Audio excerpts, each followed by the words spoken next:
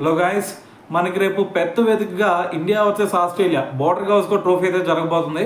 So అయితే మరి ఇక్కడ ఈ మ్యాచ్లో కనుక మనం చూసుకుంటే ఎవరు గెలుస్తారు అనే దాని గురించి మాట్లాడుకునే ముందు ఫస్ట్ మనం ఇక్కడ పిచ్ కండిషన్ ఎలా ఉండబోతుంది, దాని తర్వాత వెదర్ కండిషన్ ఎలా ఉండబోతుంది, దాని తర్వాత హెడ్ టు హెడ్ స్టాట్స్ ఎలా ఉండే, సో దాంతోపాటు ఇక్కడ ప్లేయింగ్ లెవెన్ ఎవరు ఉండబోతున్నారు అనే దాని గురించి క్లియర్గా మాట్లాడదాం. సో అయితే ఇవి తెలిస్తే ఆటోమేటిక్గా రేపు గెలవడానికి ఎవరు ఛాన్సెస్ ఎక్కువ ఉన్నాయి అనే దాని గురించి ఒక క్లియర్ కట్గా అయితే మనకు అర్థమైపోయింది. అయితే మనం ఫస్ట్ ఇక్కడ మనకి పిచ్ కండిషన్ కనుక ఒకసారి చూసుకున్నట్టయితే ఇక్కడ ఫుల్గా మనం కొన్ని విజువల్స్ కూడా వచ్చినాయి. సో దాంట్లో ఏంటంటే మనకి ఇక్కడ గ్రాసీ పిచ్ అయితే ఎక్కువ కనిపిస్తుంది. సో మరి గ్రాసీ పిచ్ అంటే ఆటోమేటిక్గా బౌలర్స్కి, ఫాస్ట్ బౌలర్స్కి ఎక్స్ట్రాడినరీగా ఉండిద్ది ఈ పిచ్. సో మరి అయితే వాళ్ళకల్లే ముగ్గురు టాప్ క్లాస్ బౌలర్స్ ఉన్నారు, హ్యాజల్వుడ్, ప్యాట్ కమిన్స్, దాని తర్వాత స్టార్క్. సో ఈ ముగ్గురు కూడా పండగ అని చెప్పుకోవచ్చు. సో మరి అయితే మనకల్లే కనుక ఒకసారి చూసుకున్నట్టయితే బుమ్రా తప్ప మిగతా వాళ్ళందరూ అంత ఎక్స్పీరియన్స్ అయితే కనిపించట్లేదు. సో అయితే మరి బౌలింగ్ పరంగా చూస్తే వాళ్ళైతే ఎక్స్ట్రాడినరీగా వాళ్ళ ముగ్గురు పేస్ బౌలర్స్ కూడా ఎక్స్ట్రాడినరీ ఎక్స్పీరియన్స్ ఉంది, దాని తర్వాత ఎక్స్ట్రాడినరీ పేస్ కూడా జనరేట్ చేయగలుగుతారు. సో మరి అయితే ఇది పక్కన పెడితే మరి ఈ గ్రౌండ్లో మరి వెదర్ కండిషన్ ఎలా ఉందంటే నిన్న చూసుకుంటే కొంచెం రెయిన్ పడింది, దాని తర్వాత ఈరోజు కూడా కొంచెం క్లౌడీ సిచ్యువేషన్స్ ఉన్నాయి. సో అయితే మరి రేపు చూసుకుంటే 20% రైన్ పడే ఛాన్స్ కూడా ఉంది. సో ఇదంతా పక్కన పెడితే మరి ఇటువంటి సిచ్యువేషన్ చూస్తే మరి స్పిన్నర్స్కి అంతగా అనుకూలించే ఛాన్స్ అయితే లేదు. సో మెయిన్గా ఇక్కడ మరి గ్రాఫిక్ పిచ్చే కాబట్టి ఖచ్చితంగా ఇక్కడ పేసర్స్కే అనుకూలించే ఛాన్స్ అయితే ఎక్కువ కనిపిస్తుంది. మరి అయితే ఇదే గ్రౌండ్లో మరి ప్రీవియస్ స్టాట్స్ చూసుకుంటే ఫస్ట్ ఎవరైతే బ్యాటింగ్ చేస్తారో సో వాళ్ళే గెలిచించే సందర్భాలు కూడా ఉండే. మెయిన్గా ఇక్కడ మొత్తం 4 మ్యాచ్లు ఆడారు ఇదే పిచ్లో అంతకుముందు. సో ఈ 4 మ్యాచ్లో కూడా ఫస్ట్ ఎవరైతే బ్యాటింగ్ చేశారో సో వాళ్ళే గెలవడం జరిగింది. సో దాంట్లో కూడా ఆస్ట్రేలియానే ఇక్కడ 4 మ్యాచ్లు ఆడింది, ఆ 4 మ్యాచ్ల్లో కూడా ఆస్ట్రేలియానే గెలిచింది. సో దాంతోపాటు మన ఇండియా వాళ్ళు కూడా ఈ పిచ్లో ఒక మ్యాచ్ ఆడారు ఆస్ట్రేలియాతో, సో దాంట్లో కూడా ఆస్ట్రేలియానే గెలిచింది అనమాట. సో దీన్ని బట్టి మనకి ఈజీగా అర్థమైంది ఆస్ట్రేలియాకి ఈ గ్రౌండ్లో ఎక్స్ట్రాడినరీగా రికార్డ్ అయితే ఉంది. సో అయితే ఇదంతా కనుక ఒకసారి పక్కన పెడితే మరి ఇప్పటి వరకు మనం హెడ్ టు హెడ్ స్టాట్స్ చూసుకుంటే ఆస్ట్రేలియానే ఓవరాల్గా స్టాట్స్ చూసుకుంటే ఆస్ట్రేలియానే మన మీద డామినేషన్ ఎక్కువ చూపించింది. సో దాని తర్వాత మరి ఇదే ఆస్ట్రేలియాలో చూసుకున్న ఆస్ట్రేలియాకే ట్రాక్ రికార్డ్ ఎక్కువ ఉంది. సో ఇది కాకుండా మళ్ళీ మనం ప్రీవియస్గా 2018 నుంచి ఇప్పటి వరకు చూసుకుంటే మొత్తం 8 మ్యాచెస్ ఆడాం. సో ఈ 8 మ్యాచెస్లో కూడా 4 మ్యాచెస్ మనం గెలిచాం, 2 మ్యాచెస్ మాత్రం వాళ్ళు గెలిచారు, 2 మ్యాచెస్ డ్రా అయింది. సో అయితే మరి అంతకుముందు స్టాట్స్ పరంగా చూసుకుంటే ఆస్ట్రేలియా డామినేట్ చేసింది మనల్ని.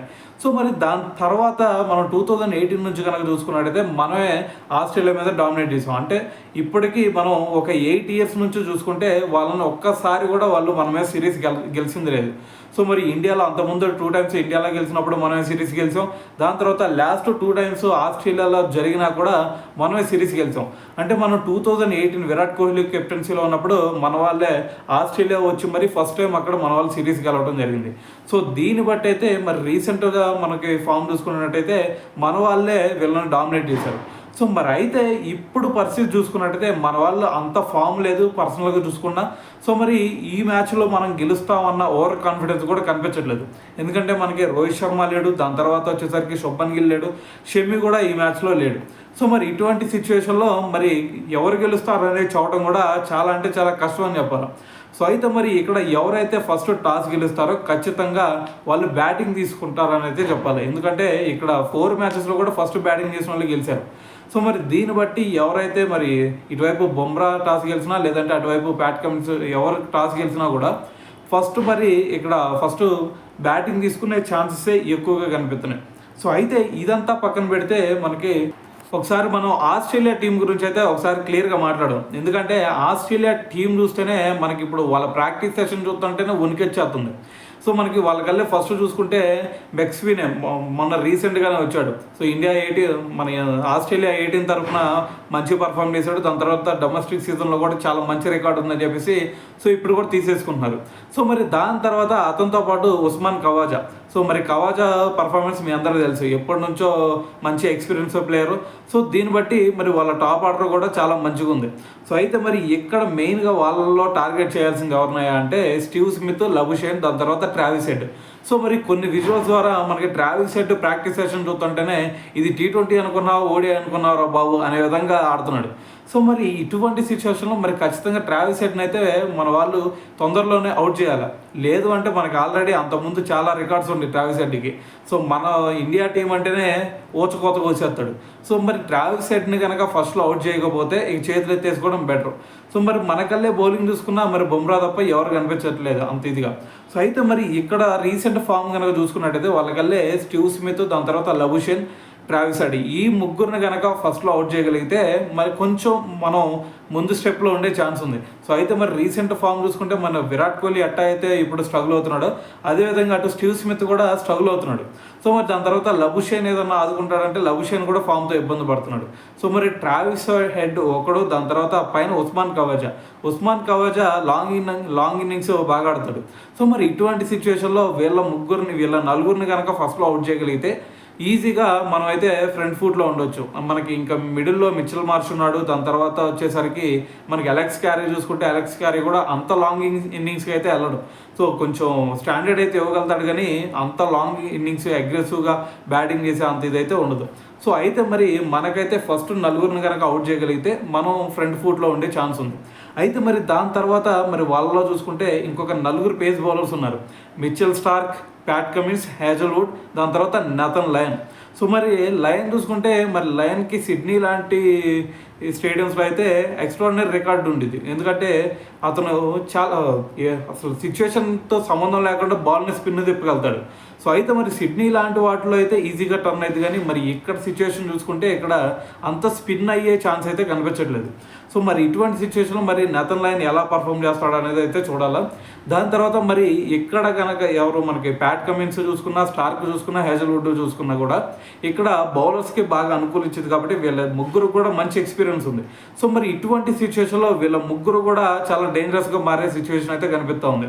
సో మరి అయితే ఒక్కసారి కనుక వీళ్ళ ప్లేయింగ్ 11 కనుక మనం మాట్లాడుకుంటే మనం ఆల్రెడీ ముందే చెప్పుకున్నాం, మెక్స్వినే, దాని తర్వాత వచ్చేసరికి ఉస్మాన్ కవాజా వీళ్ళిద్దరు అయితే ఓపెనింగ్ స్టార్ట్ చేస్తారు. దాని తర్వాత వచ్చేసరికి స్టీవ్ స్మిత్, లబుషేన్, దాని తర్వాత ట్రావిస్ హెడ్ అవుతాడు 5th ప్లేస్లో, దాని తర్వాత మిచెల్ మార్ష్ 6th, దాని తర్వాత 7th ప్లేస్లో వచ్చేసరికి అలెక్స్ క్యారీ, 8th వచ్చేసరికి మనకి ముగ్గురు పేసర్స్ అయితే వచ్చేస్తారు 8th, 9th, 10th. దాని తర్వాత 11th ప్లేస్ వచ్చేసరికి మనకి నాథన్ లయన్. సో ఆ 3 ప్లేస్లో వచ్చేసరికి ప్యాట్ కమిన్స్, స్టార్క్, హ్యాజల్వుడ్, లాస్ట్లో వచ్చేసరికి నాథన్ లయన్ వేసుకుంటే ఈ ప్లేయింగ్ 11th అయితే వీళ్ళైతే ఆడబోతున్నారు అని అయితే చెప్పాలి.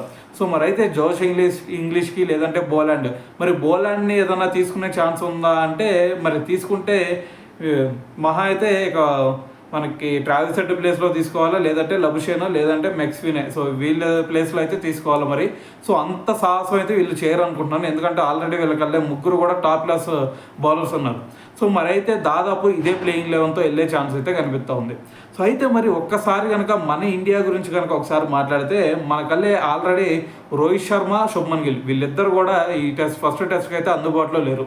సో మరి ఇటువంటి సిచ్యువేషన్లో మరి వాళ్ళ ప్లేస్ను భర్తీ చేయడానికి, రోహిత్ శర్మ ప్లేస్ను భర్తీ చేయడానికి ఈసారి కేఎల్ రాహుల్ని తీసుకోబోతున్నారని చెప్పేసి మనకైతే న్యూస్ వస్తుంది. అంటే అంతకుముందు మరి కేఎల్ రాహుల్ వన్డౌన్లో ఆడితే మరి అభిమన్యు ఈశ్వరన్ని రోహిత్ శర్మ ప్లేస్లో ఆడేద్దాం అనుకున్నారు. సో అయితే మరి మరి ఇండియా ఏ మ్యాచ్లో చూసుకుంటే అభిమన్యు ఈశ్వరన్ అంత పర్ఫార్మెన్స్ లేదు. సో మరి ఇటువంటి సిచ్యువేషన్లో మరి ఆస్ట్రేలియా పేసర్స్ని ఎదుర్కోవాలి కాబట్టి ఒక ఎక్స్పీరియన్స్ టాప్ ఆర్డరే కావాలి మనకి. సో మరి ఇటువంటి సిచ్యువేషన్లో అతను పక్కన పెట్టి కేఎల్ రాహుల్ని, దాని తర్వాత యశస్వి జైస్వాల్తో ఓపెనింగ్ చేపిద్దామని చెప్పేసి వీళ్ళైతే ట్రై చేస్తున్నారు. సో మరి దాని తర్వాత మరి వన్డౌన్లో వచ్చేసరికి దేవదత్ పడికల్, ఎందుకంటే మొన్న ఇండియా ఏ టీం తరఫున కూడా చాలా మంచి ఎక్స్ట్రాడినరీ ఇన్నింగ్స్ ఆడాడు. సో అందుకని చెప్పేసి ఈసారి పడికల్ని వన్డౌన్లో శుభ్మన్ గిల్ ప్లేస్లో ఆడేద్దామని చెప్పేసి, దాని తర్వాత నెంబర్ 4 పొజిషన్లో మనకి కోహ్లీ ఉంటాడు, దాని తర్వాత నెంబర్ 5 ప్లేస్లో వచ్చేసరికి రిషబ్ పంత్, దాని తర్వాత ప్లేస్ వచ్చేసరికి ధ్రువ్ జురెల్ తర్వాత మనకి జడేజా అవుతాడు. జడేజా తర్వాత ఆ ప్లేస్ ఎవరు అనేదే ఇక్కడ మేజర్గా డౌట్ అయితే క్రియేట్ అవుతుంది. ఎందుకంటే మరి ఇక్కడ పిచ్ కనుక ఒకసారి చూసుకుంటే పేసర్స్కి అనుకూలించింది. సో మరి దాని తర్వాత మరి ఎక్స్పీరియన్స్ స్పిన్నర్స్ కూడా మనకు ఉన్నారు, అశ్విన్ ఉన్నాడు, సుందర్ ఉన్నాడు. సో మరి వీళ్ళని తీసుకోవాలా, లేదు అంటే నితీష్ కుమార్ రెడ్డిని తీసుకురావాలా అనేదే ఇక్కడ మేజర్గా ఇష్యూ అయితే క్రియేట్ అవుతుంది. సో మరి దాని తర్వాత చూసుకుంటే మనకి ముగ్గురు పేస్ బౌలర్స్ ఉన్నారు, ఆకాష్ దీప్ ఒకడు, సిరాజ్ ఒకడు, బుమ్రా ఒకడు. సో మరి అయితే ఈ ముగ్గురు అయితే ఓకే. మరి వీళ్ళతో పాటు మరి మనకి ఇటువైపు నితీష్ కుమార్ రెడ్డి కాకపోతే ప్రసిద్ధ్ కృష్ణ ఉన్నాడు, దాని తర్వాత హర్షిత్ రాణా ఉన్నాడు. సో మరి వీళ్ళని తీసుకోవాలా లేదంటే నితీష్ కుమార్ రెడ్డిని తీసుకోవాలా, మరి వీళ్ళల్లో ఎవరికి ఛాన్స్ ఇవ్వాలి అనేదే ఇక్కడ మేజర్ ఇష్యూ అయితే క్రియేట్ అవుతుంది. సో మరి అయితే రేపు కనుక మరి ప్లేయింగ్ డౌన్ ఎలా ఉన్నా సరే మహా అయితే దీంట్లో 2-3 మేజర్ చేంజెస్ అవుతాయి. సో అంతకంటే ఎక్కువ చేంజెస్ కూడా ఉండవు. సో అయితే మరి ఇక్కడ మెయిన్గా మనం చూసుకున్నట్టయితే మన వాళ్ళు ఇక్కడ పిచ్ కండిషన్కి తగ్గట్టుగా ఆడితే, అంతకుముందు మనం చూసాం పుజారా, దాని తర్వాత హనుమ విహారీ, వీళ్ళు బాడీకి తగిలించుకొని మరి మ్యాచ్ని గెలిపించిన సందర్భాలు ఉండే. అంటే అక్కడ మన వాళ్ళు ఆడింది మైండ్ గేమ్. సో మరి ఇప్పుడు కూడా అదే మైండ్ గేమ్ కనుక ఆడితే ఈజీగా మనం గెలవచ్చు. అంటే మనకి ఫస్ట్ మన అందరికీ తెలిసిందే, ఫాస్ట్ బౌలర్స్ అంటే మొత్తం గొడ్డలు చించుకొని ఆడాలి. సో మరి అటువంటి సిచ్యువేషన్లో మరి గొడ్డలు దించుకొని బౌలింగ్ చేసేటప్పుడు మరి వాళ్ళు రోబోలు కాదు కాబట్టి మనుషులే కాబట్టి ఖచ్చితంగా వాళ్ళు కొంచెం టైం కొన్ని అవర్స్ వేసిన తర్వాత ఖచ్చితంగా టైర్డ్ అవుతారు. సో మరి మన ఇండియన్ కండిషన్లో చూసుకుంటే స్పిన్నర్స్కి అనుకూలించేది కాబట్టి స్పిన్నర్స్ అంటే అంత ఎఫర్ట్ పెట్టరు మరి. సో మరి ఇప్పుడు ఈ పిక్చర్స్ చూసుకుంటే ఫాస్ట్ బౌలర్స్కి అనుకూలించాయి కాబట్టి ఇక్కడ ఫాస్ట్ బౌలర్స్ ఎఫర్ట్ పెట్టి వేయాల్సిందే. సో మరి వాళ్ళలో కొంచెం ఎనర్జీ లెవెల్స్ డౌన్ అవుతాయి. మరి దీంతో అయితే ఆ ఎనర్జీ లెవెల్స్ని బేస్ చేసుకొని మైండ్ గేమ్ కనుక మన వాళ్ళు ఆడగలిగితే, అంటే మనం ఎక్కువసేపు కనుక వాళ్ళ ముగ్గురిని కనుక గ్రీజ్లో ఆడగలిగితే, సో ఈజీగా వికెట్లు ఇవ్వకుండా మనం గ్రీజ్లో ఉండగలిగితే స్కోర్ కొట్టినా కొట్టకపోయినా ఈజీగా మనం వాళ్ళని డామినేట్ చేసేయచ్చు. ఒక్కసారి కనుక ఎనర్జీ లెవెల్స్ బౌలింగ్లో డౌన్ అయినాయి అంటే ఆటోమేటిక్గా పిచ్చి కొట్టుకోవచ్చు ఆ బౌలర్ని. సో మరి అయితే ఇటువంటి స్ట్రాటజీస్ యూజ్ చేస్తే చాలా బెటర్గా ఉంటుంది. అలా కాదు మేము బ్యాచ్ బాల్ ఆడతామని చెప్పేసి ఏదన్నా కొంచెం ఎక్స్ట్రా ముందు నుంచే షాట్లు ఆడాలి అనుకున్నారంటే, సో వాళ్ళ గురించి తెలిసిందే కదా, స్టార్క్ వేసాడంటే స్టార్క్కి ఆ రోజు పడిందంటే మాత్రం ఇక ఎవరు కూడా తన పేస్ బౌలింగ్కి అయితే ఎవరు కూడా ముందుకు రాలేరు. సో ఈవెన్ మనకి అంతకుముందు ఓడిఐస్లో కూడా చూసాం, సూర్యకుమార్ లాంటి బౌలర్నే ఫస్ట్ బాల్ వచ్చి రంగాన్ని అటు పంపించేశాడు. సో ఇప్పుడు జూనియర్స్ కూడా ఉన్నారు కాబట్టి వాళ్ళని పంపించడం స్టార్కి అంత లెక్క అయితే కాదు. సో మరి ఇటువంటి సిచ్యువేషన్లో మనకి ఫస్ట్లో టాప్ ఆర్డర్లో ఎవరైతే ఉన్నారో వాళ్ళు ఫస్ట్ కొంచెం బాల్ని కనుక ఆపుకోగలిగి దాని తర్వాత కొన్ని ఓవర్లు కనుక ఆడగలిగితే ఈజీగా మనం వాళ్ళని డామినేట్ చేసేయచ్చు. దాని తర్వాత హ్యాజల్వుడ్ బౌలింగ్ మనందరూ తెలుసు, టెస్ట్లు అనగానే ఒక లెంత్ పట్టుకుంటాడు మనకి మెగ్రాత్ టైప్లో, ఒక లెంత్ పట్టుకొని అదే బౌలింగ్ అదే లెంత్లో వేసేస్తాడు. సో మరి ఇటువంటి సిచ్యువేషన్స్ కూడా మనం అయితే మరి ఎదుర్కోవాల్సి ఉండేది. దాని తర్వాత ప్యాట్ కమిన్స్ని చూసుకుంటే ప్యాట్ కమిన్స్ ఎప్పుడు స్లో బాల్ వేస్తాడో, ఎప్పుడు ఫాస్ట్ వేస్తాడో, ఎప్పుడు 145 వేస్తాడో తెలియదు, ఎప్పుడు 120 వేస్తాడో తెలియదు.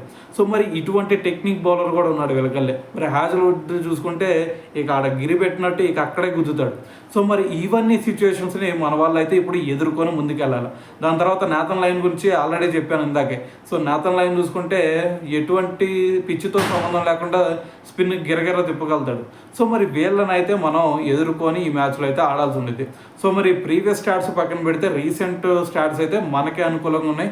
దాని తర్వాత ఇంకో విషయం ఏంటంటే ఇక్కడ మనకి ఆస్ట్రేలియా చూసుకుంటే మరి వాళ్ళ బౌలింగ్ అయితే ఎక్స్ట్రాడినరీగా ఉంది. మరి మన బౌలింగ్లో ఒకసారి చూసుకుంటే మరి మనకల్లా అయితే ఇన్ ఎక్స్పీరియన్స్ కనిపిస్తుంది. అటువైపు సిరాజ్, బుమ్రా తప్ప ఇంకెవరు కూడా మనకి అంత ఎక్స్పీరియన్స్ బౌలర్స్ లేరు. మరి దాని తర్వాత మరి ఆకాష్ దీప్ని తీసుకుంటారా, లేదు అంటే ప్రసిద్ధ్ కృష్ణతో వెళ్తారా, లేదంటే ఇక్కడ బౌలింగ్లో చూసుకుంటే మరి స్పిన్ ఆల్రౌండర్ని తీసుకుంటారా, pace bowling all rounder Nitish Kumar రెడ్డిని తీసుకుంటారా అనేది ఇక్కడ మేజర్ డౌట్. అయితే నా దృష్టిలో ఏంటంటే ఇక్కడ మనకి బుమ్రా, దాని తర్వాత సిరాజ్తో పాటు ఆకాష్ దీప్ని తీసుకుంటే చాలా బెటర్ అనేది నా ఫీలింగ్. సో దాంతోపాటు మరి నితీష్ కుమార్ రెడ్డికి మరి ఇప్పుడే ఎంట్రీ ఇస్తున్నాడు కాబట్టి సో మరి అతనికి ఛాన్స్ ఇస్తే బెటరా అంటే మరి ఇది పేసర్స్కి అనుకూలించేదే కాబట్టి ఖచ్చితంగా మరి నితీష్ కుమార్ రెడ్డికి ఛాన్స్ ఇవ్వాల్సిందే. లేదు అతనితో కాదు అంటే మరి ఎక్స్ట్రా పేసర్తో వెళ్ళాల్సిందే మరి. సో ఇటువంటి సిచ్యువేషన్ అయితే మనకి ప్రస్తుతం అయితే ఉంది. మరి ఒకవేళ నలుగురు పేసర్లతో వెళ్ళారంటే ఖచ్చితంగా ఇది ఒక బ్యాక్ డ్రాప్ అయిపోయింది మనకి, ఎందుకంటే బ్యాటింగ్ డెప్త్ ఉండదు. సో నలుగురు కూడా ప్యూర్ పేసర్లతో వెళ్ళామంటే మరి బ్యాటింగ్ తగ్గిపోయింది. బ్యాటింగ్ తగ్గిపోయిందంటే ఇక స్టార్క్ లాంటి వాళ్ళు, హ్యాజల్వుడ్ లాంటి వాళ్ళు మరి ముందే చెప్పుకోవచ్చు ఇక మ్యాచ్ మీకు ఇచ్చేసేవరా అని చెప్పేసి. సో మరి అయితే ఇటువంటి సిచ్యువేషన్లో మరి ఖచ్చితంగా నితీష్ కుమార్ రెడ్డిని బరిలోకి దింపడమే చాలా బెటర్ అనేది నా ఫీలింగ్. సో మరి అయితే దీని గురించి మీరేమనుకుంటున్నారో కామెంట్ చేసేయండి.